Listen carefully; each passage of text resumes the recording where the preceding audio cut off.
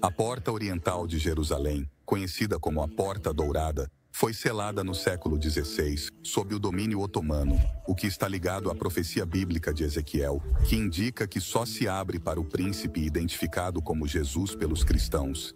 Além da história, simboliza Jesus como o único caminho para a salvação. A conexão entre Jesus e a porta selada é crucial, já que se espera sua abertura durante sua segunda vinda, representando o cumprimento do plano de salvação de Deus. Número 6. A Porta Dourada. Há muitos anos, sábios previram que sua história seria única e milhões de pessoas esperaram ansiosamente sua abertura. Esta porta é um sinal físico, um símbolo de mensagens especiais, bons sentimentos e ajuda de um poder superior bem no centro de Jerusalém. A porta esteve fechada. Muitas perguntas surgiram sobre por que apenas Jesus pode atravessá-la. Para entender esta porta, entender o que a história diz, devido à expectativa começaram a surgir muitas perguntas sobre a fascinante história desta porta fechada, como por exemplo, por que a história sustenta que apenas uma pessoa que os cristãos reconhecem como Jesus pode atravessá-la? Para entender esta porta fechada, primeiro é preciso entender o que a história diz sobre ela. A porta da qual se fala é a Porta Oriental de Jerusalém, também chamada de Porta Dourada. Há muito tempo, esta porta era importante para a proteção da cidade e para as crenças do povo. Mas por que a fecharam e quem decidiu fazê-lo? Essa é uma pergunta importante que a maioria das pessoas já se fez e continua se fazendo. A história nos leva ao século XVI, quando um poderoso líder, o Sultão Suleiman, que fazia parte do Império Otomano, decidiu fechar a porta. Era algo mais do que proteger a cidade ou construir estruturas. Tinha muito a ver com as crenças das pessoas e as mensagens especiais que achavam que aconteceriam. Os sábios achavam que fechar a porta não era apenas impedir que as pessoas a atravessassem. Era algo importante que ressoava ao longo da história. Referia-se a crenças e previsões importantes, especiais para judeus, cristãos e muçulmanos. Para os cristãos, fechar a porta era como tornar uma profecia realidade, demonstrando que o que estava escrito na Bíblia estava acontecendo e apontava para coisas que aconteceriam mais tarde, como se acreditava nos ensinamentos cristãos. À medida que aprendemos mais sobre esse antigo acontecimento, começamos a ver o quão importante é a porta fechada. Não é apenas algo do passado, é como um sinal que conecta a história, as previsões e as crenças das pessoas. A previsão está escrita no livro de Ezequiel 40:13. Aqui o sábio e profeta Ezequiel fala de uma porta que deve permanecer fechada porque o Senhor, o Deus de Israel, passou por ela. Segundo a previsão, esta porta deve permanecer fechada apenas para ser aberta para o príncipe. Para os cristãos, este príncipe não é outro senão Jesus Cristo, mostrando o quão especial ele é na história da salvação. Por tudo isso, é válido perguntar qual poderia ser o vínculo entre Jesus e a Porta Oriental fechada. Essa conexão é fundamental para entender a importância da previsão e o que ela significa nos ensinamentos cristãos. Na crença cristã, Jesus é visto como o cumprimento das antigas previsões e a representação das verdades espirituais das quais se fala. Como Ezequiel mencionou, a porta fechada significa muito na vida de Jesus. Mostra que só através de Jesus alguém pode encontrar o caminho especial para se salvar. Então fechar a porta não é apenas algo que aconteceu no passado. É um sinal que mostra o que os cristãos acreditam sobre Jesus ser o único vínculo entre as pessoas e Deus. Este sinal ganha ainda mais significado quando se pensa no retorno de Jesus. Muitos cristãos acreditam que quando Jesus abre a porta selada, é um grande momento, mostrando que o plano de Deus para salvar as pessoas foi completado e seu reino foi estabelecido. Historicamente, esta porta tem sido muito importante em Jerusalém, uma cidade central para muitas religiões. Tem sido testemunha de muitos acontecimentos importantes ao longo dos anos, o que a torna significativa para as crenças. A porta selada não se refere apenas às suas partes físicas, simboliza a promessa de Deus e o que as pessoas esperam. As crenças cristãs mostram que as religiões, a história e a fé se unem. É um sinal claro das tradições importantes nas crenças cristãs, um ponto principal do que as pessoas esperam no futuro, especialmente quando Jesus retornar. Então esta porta não é apenas algo antigo sobre o que se questionar. É um símbolo forte que ainda inspira e faz as pessoas refletirem, tanto os crentes quanto os estudiosos. Mostra como a fé se mantém forte, conectando o físico e o espiritual na maneira como as pessoas pensam sobre a religião. Número 5. A história antiga da porta. A cidade velha de Jerusalém é cercada por uma grande muralha e tem 8 portas principais. Sendo a oriental voltada para o Monte das Oliveiras, é especial porque está fechada. As pessoas acreditam que é a porta mais antiga, construída por volta do ano 520 a.C. É chamada de Porta Dourada nas histórias cristãs, ou em hebraico, Sha'ar HaRashamim, Porta da Misericórdia. Esta porta levava diretamente aonde costumava estar o templo judaico. Os judeus rezavam perto desta porta para estar o mais perto possível do lugar mais sagrado. A porta que vemos hoje foi fechada pelo sultão otomano Suleiman em 1541. A parte externa da porta, que é como era no século XVI, é uma entrada dupla selada que dá acesso a 2 salas abobadadas. A Porta Dourada está na parte norte da muralha oriental do Monte do Templo. A muralha que vemos hoje foi construída em diferentes etapas. Primeiro, durante o governo de Ezequias. O historiador Joséfo, do século I, menciona uma porta oriental em seu livro Antiguidades dos Judeus, apontando que esta porta estava localizada no extremo nordeste do pátio sagrado interior. A Mishnah fala de uma antiga calçada que ia do Monte do Templo para o leste, sobre o Vale do Cedron, até o Monte das Oliveiras. O rabino Eliezer discorda e diz que não se tratava de uma calçada, mas de pilares de mármore com tábuas de cedro usados pelo sumo sacerdote e seus ajudantes. Esta porta, a Porta de Susa, não era para todos. Apenas o sumo sacerdote e seus ajudantes a utilizavam quando se tratava da novilha vermelha ou do bode expiatório no Yom Kippur. Não se sabe a data exata de construção da atual Porta Dourada, porque as autoridades muçulmanas não permitem trabalhos arqueológicos no Monte do Templo. Os estudiosos do século XIX e do início do século XX tinham opiniões diferentes sobre quando a porta foi construída, e alguns sugeriam períodos anteriores ao Islã. Outra teoria sugere que foi construída no século VII por artesãos bizantinos, a serviço dos califas Umayyad. O arqueólogo holandês Lynn Riedmeijer, que estudou a porta na década de 1970, acredita que os enormes postes do interior da porta pertencem a uma estrutura mais antiga, que se acredita ser a porta de Shushan, mencionada na Mishnah Midot. Uma única porta da muralha oriental que data do período do primeiro templo. O filósofo Maimônides escreveu em seu Código de Direito Judaico que durante o segundo templo, quem entrava pela porta oriental caminhava por um terreno plano até chegar ao final da muralha. Daí subiam 12 degraus até o Pátio das Mulheres, cada um com uma altura de meio côvado, pegada de meio côvado.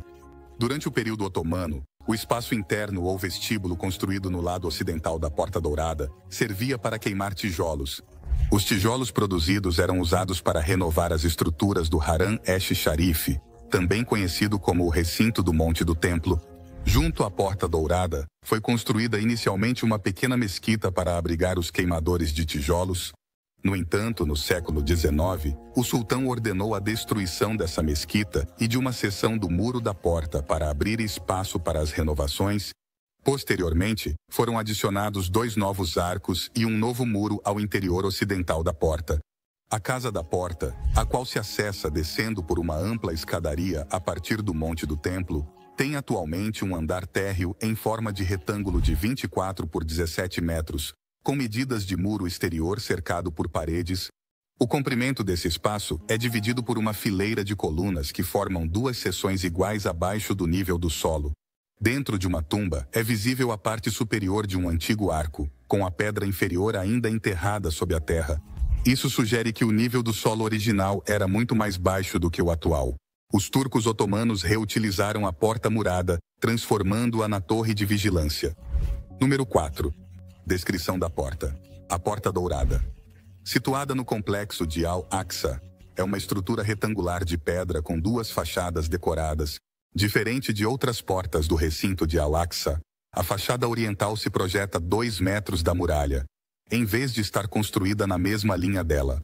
Essa porta tem 2 passagens evidentes em seu plano e elevações principais. O andar térreo contém uma sala abobadada dividida por 4 colunas em 2 corredores que levam à Porta da Misericórdia, Bab al-Rahmah, e à Porta do Arrependimento, Bab al-Tauba. Uma sala no andar superior, cujo teto é formado por 2 cúpulas. 3 pares de cúpulas cobrem as passagens. Originalmente, a fachada oriental tinha 2 grandes portais separados por uma coluna de 3,90 metros de largura, com um arco semicircular e um friso decorado. No entanto, essas portas foram bloqueadas durante o período otomano.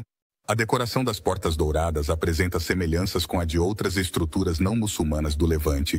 As aberturas das portas levam a um vestíbulo retangular abobadado que mede 20 metros de comprimento e 10 de largura. O vestíbulo tinha inicialmente 6 cúpulas elípticas pouco profundas, que foram modificadas depois para 2. Essas cúpulas são separadas por arcos em forma elíptica que partem de 2 pilastras. Nas entradas, 2 colunas centrais. O deslocamento arquitetônico singular da fachada, 2 metros para fora da muralha, indica uma clara definição de sua localização. A questão principal relacionada à porta gira em torno do seu motivo.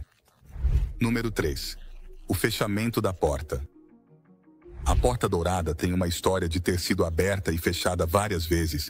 Os muçulmanos a fecharam no ano 810. Os cruzados a reabriram no ano de 1112, mas Saladino a tapou novamente em 1187, após retomar Jerusalém. O sultão otomano Suleimão, o Magnífico, a reconstruiu junto com as muralhas, mas a fechou em 1541 e desde então permanece fechada.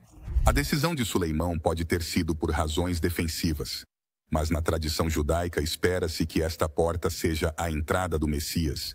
Levando em conta que os muçulmanos acreditam que Jesus de Nazaré é o Messias, sugeriu-se que Suleimão selou a Porta Dourada para impedir a entrada de um falso Messias ou anticristo. Os otomanos até construíram um cemitério em frente à porta para impedir a passagem de um falso precursor do Messias, Elias. Essa crença se baseia na ideia de que Elias, segundo o ensinamento islâmico, é descendente de Arão, o que o torna sacerdote ou Kohen. Também existe a ideia de que um Kohen judeu não pode entrar em um cemitério. Mas isso não é totalmente exato, já que certas leis, ou halaká, permitem que um Kohen entre em cemitérios específicos, desde que as normas de pureza sejam seguidas. As autoridades israelenses fecharam a entrada da Porta Dourada do Monte do Templo em 2003, porque o grupo que gerenciava a área estava relacionado ao Hamas. A porta permaneceu fechada para evitar obras de construção não autorizadas pelo Waqf islâmico, que os funcionários israelenses acreditam ter causado danos a artefatos antigos durante os períodos de presença judaica. Em fevereiro de 2019, o interior da porta foi reaberto para os fiéis muçulmanos do Monte do Templo, mas a porta em si continua fechada. De acordo com a profecia, as muralhas e portas de Jerusalém passaram por numerosos ciclos de destruição e reconstrução, sendo a porta oriental a mais antiga e a que mantém sua localização original. Curiosamente, durante a reconstrução realizada por Suleimão, o Magnífico, em 1539 a.C., a porta oriental permaneceu intacta. As pedras monolíticas da muralha, identificadas como alvenaria do século VI a.C., na época de Neemias, indicam sua antiga origem. No entanto, em 1541, Suleimão bloqueou a porta oriental, em consonância com a profecia de Ezequiel. Apesar de ser muçulmano, Suleimão cumpriu a profecia feita 133 anos antes. As tentativas de abrir a porta encontraram resistência.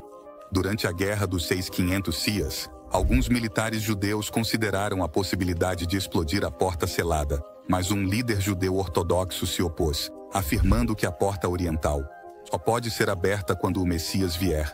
Para impedir isso, os muçulmanos selaram a porta e colocaram um cemitério em frente a ela, pensando que um rabino evitaria se profanar ao cruzá-la. Sem saber, cumpriram a profecia com suas ações, usando a definição de antecipação como algo que indica o que está por vir.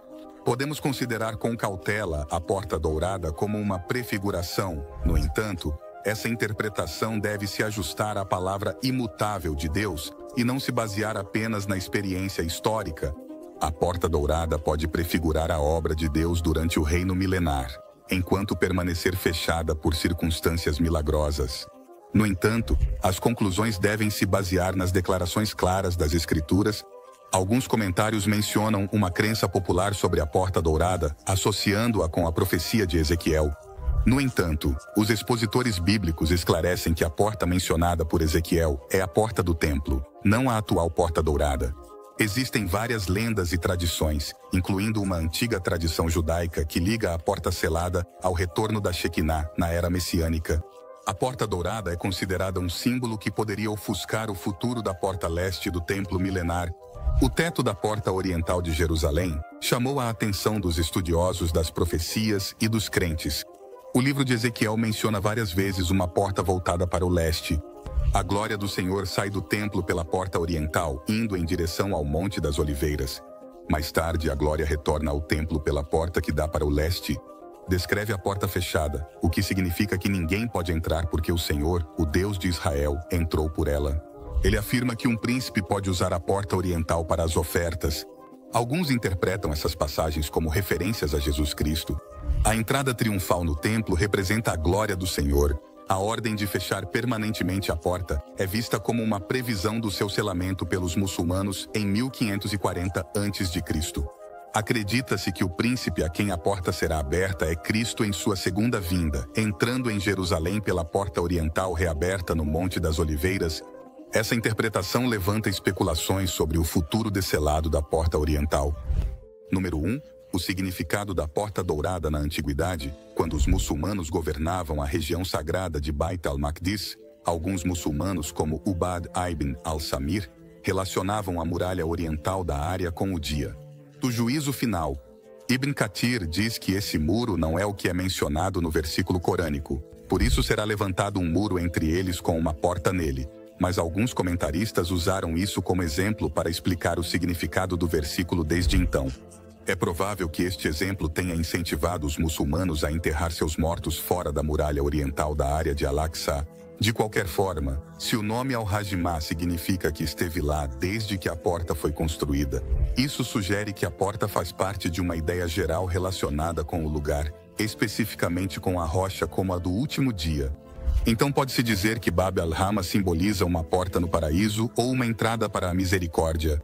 Seja qual for o motivo da construção de Bab al-Rahma, ela foi construída durante o primeiro período islâmico e é a porta mais importante da área.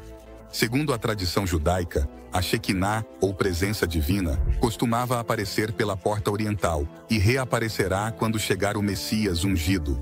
Essa pode ser a razão pela qual os judeus costumavam rezar na época medieval pedindo clemência na antiga porta deste lugar.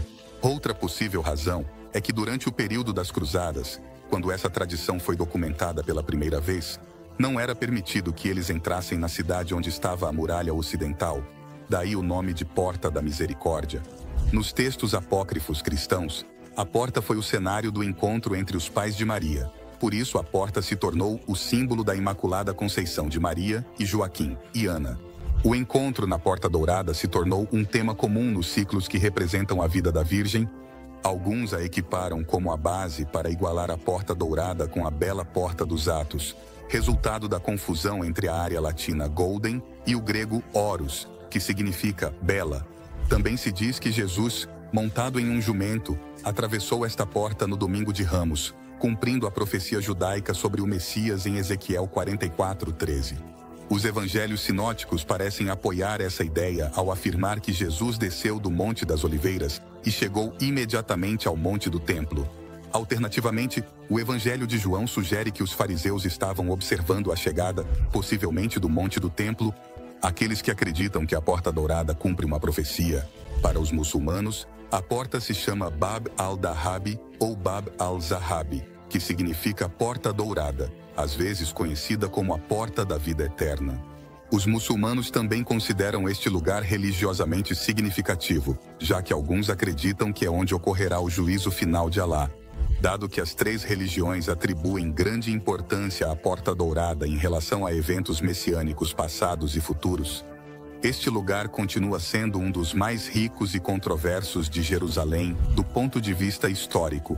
Seguindo a tradição judaica, como já foi mencionado, e inspirando-se em relatos que não estão na Bíblia sobre a vida da Virgem Maria, os artistas cristãos medievais representaram o encontro dos avós de Jesus, Joaquim e Ana, na Porta Dourada na arte medieval. A crença na Imaculada Conceição da Mãe de Cristo era frequentemente representada em imagens da Virgem e do menino com Santa Ana, conhecida como Materza em italiano, mostrando 3 gerações: avó, mãe e filho.